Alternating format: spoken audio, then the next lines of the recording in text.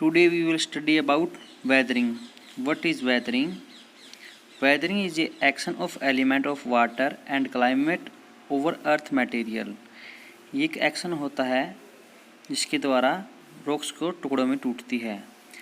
There are three major groups of weathering process: chemical, physical और biological. First is chemical weathering. A group of weathering process: solution, carbonation, hydration, oxidation and reduction act on the rocks to decompose. Water and air, oxygen and carbon dioxide along with the heat must present to speed all chemical reaction. ये chemical reaction करके rocks को तोड़ने देती है. इसमें first बात करते हैं सॉल्यूशन की. सॉल्यूशन किस प्रकार से होता है? डिसॉल्व्ड इन वाटर और adds the waters in solid called solution. On coming in the contact with the water many solids distance and the mix up with the suspension in the water. Nitrate, sulphate and potassium, ये एक प्रकार के solution होते हैं जो rocks को तोड़ने का काम करता है. जैसे रेनफॉल हो रही है तो रॉक पे ये गिरती है तो इसमें भी कुछ एसिडिक पदार्थ होते हैं. Carbonation, reaction with the carbonate and bicarbonate. Atmosphere से देखो जैसे HO2 बारिश की फॉर्म होगी, कार्बोनिक एसिड होता है वो भी इसके साथ ही गिरता है. थर्ड हमारा आता है hydration. Hydration is the chemical addiction.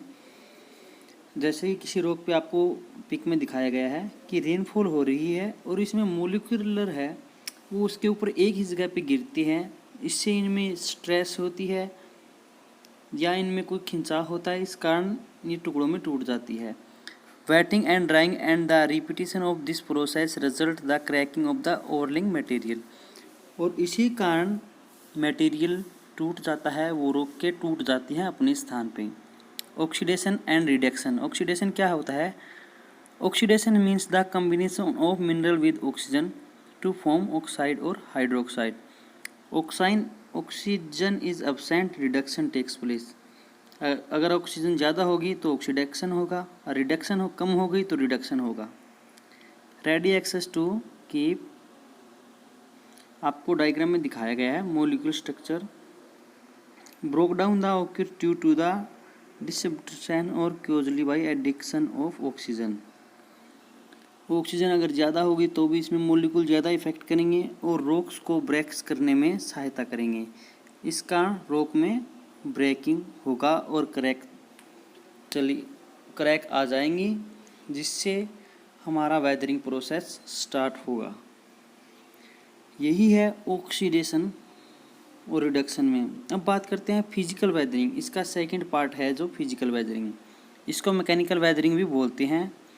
The applied force could be, ये इसमें 3 टाइप से फोर्स लगता है: ग्रेविटेशनल फोर्स, टेम्परेचर चेंज का फोर्स और थर्ड है वाटर का. Physical weathering process are caused by thermal expansion and pressure release. Thermal expansion और प्रेशर रिलीज से होता है. This process are a small और slow down. Unloading and expansion, आप डायग्राम में देखिए. अनलोडिंग जैसे कि कोई पर्वत है, कोई चट्टान है, इसके जो ऊपरी हिस्सा है ये किस कारण नीचे आ गया, अनलोड हो गया, कि इसके जो कॉर्नर पे थे वहाँ पे एक तो बारिश का इफेक्ट, रेनफॉल का इफेक्ट था और विंड का इफेक्ट था, जिससे इसके ऊपर प्रेशर बन रहा था लगातार. प्रेशर के कारण ये नीचे आ गए. फ्रैक्चर विल डेवलप रफली parallel to the ground surface. और ये ग्राउंड पे आ गया प्रेशर के कारण, रेनफॉल और विंड के प्रेशर के कारण. Temperature change the expansion. Various mineral in rocks pressure and change temperature. अगर किसी रॉक्स पे लगातार टेम्परेचर गिरे तो उसमें क्या होगा, उसको डे के टाइम पूरी हीट मिलेगी जिस कारण उसका फैलाव होगा, और वही रात के टाइम उसे टेम्परेचर कम मिलेगा, फॉल हो जाएगा, तो उसके कारण उसमें संकुचन पैदा होगा और रॉक्स अपने स्थान पे टूटने लगेगी. makes the rocks weak due to the continued fatigue. Due to the different heating and the resulting expansion and contraction of surface layer and their subsequent exploration from the surface results smooth rounded surface in the rocks. और rocks का जो ऊपरी हिस्सा होगा exploration के द्वारा वो टूटने लगेगा. Freezing and throwing and the frost wedding.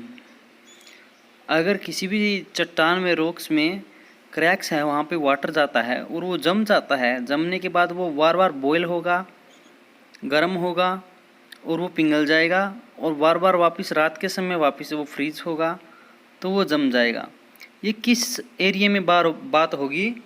Mid latitude area में, जहाँ पे रात के समय टेम्परेचर बहुत ज़्यादा गिर जाता है और रॉक्स में जो पानी होता है वो बर्फ़ के रूप में जम जाता है. इससे उसका घनत्व ज़्यादा होगा, बार बार इसमें आने से इसमें क्रैक गिर जाएंगी और वहाँ पे वेदरिंग स्टार्ट हो जाएगी. Salt weathering. साल्ट वेदरिंग क्या होती है? Expand due to the thermal action, hydration and crystallisation. अगर किसी रॉक्स में साल्टी पानी है, साल्टी के कारण इसमें साल्ट वेदरिंग होती है. इसमें कई प्रकार के केमिकल होते हैं. Calcium, sodium, magnesium, potassium, barium have tendency to expand. ये इसमें केमिकल होते हैं. These salts are splitting can. देखिए आप, रॉक्स जो ओशियन के किनारे होती है वो इस प्रकार की भी होती है. जो रॉक्स को साल्टेशन के द्वारा वहीं पे उसको छोटे छोटे पीसेस में तोड़ने का वर्क कार्य करती है. इंडिविजुअल ग्रेन्स में भी result in the granular disintegration. अब बात करते हैं लास्ट की, biological activity and weathering. Growth of movement of organism, earthworm, termites एक्सप्लोजिंग.